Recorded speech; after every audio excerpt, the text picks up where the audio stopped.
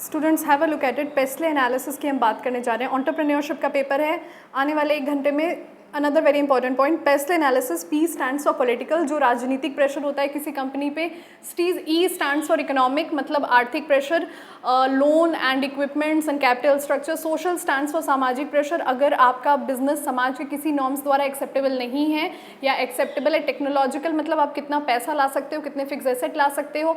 Legal, मतलब कानूनी कार्रवाई, कानूनन आपके बिजनेस को इट शुड बी लीगल, वैधानिक होना चाहिए। And E stands for environmental. Environmental का मतलब है वो बिजनेस जो इन्वायरमेंट को हार्म ना करे, और अगर इन्वायरमेंट को हार्म करता है तो पोल्यूशन प्रोटेक्शन एक्ट द्वारा कवर्ड है या नहीं है। Next is स्वॉट।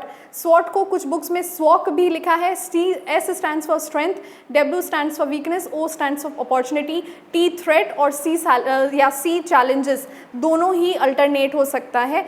S for strength का मतलब ये है कि बिजनेस का स्ट्रेंथ एक इंटरनल फैक्टर होता है और कंट्रोलेबल होता है। वीकनेस इंटरनल फैक्टर होता है, फेवरेबल नहीं होता है, नेगेटिव होता है और कंट्रोलेबल होता है। अपॉर्चुनिटी एक्सटर्नल फैक्टर है, अनकंट्रोलेबल है पर फेवरेबल है। थ्रेट भी एक्सटर्नल फैक्टर है, अनकंट्रोलेबल है और नेगेटिव है, एडवर्स है। See again it is one and the same thing, the threat and the challenges are same thing.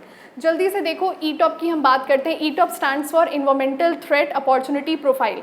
जब कोई बिजनेस नया आता है उस बिजनेस को ई टॉप प्रोफाइल अपना क्रिएट करना पड़ता है। ई टॉप प्रोफाइल का अर्थ ये होता है वो प्रोफाइल जिससे बिजनेसमैन को या एंटरप्रेन्योर को ये पता चल सके कि इन्वायरमेंट में कितनी थ्रेट है, कितना अपॉर्चुनिटी है और उसका स्टैंड करने का कितना चांस है, वो कहाँ स्टैंड कर सकता है और कहाँ पे उसको लॉसेस हो सकते हैं।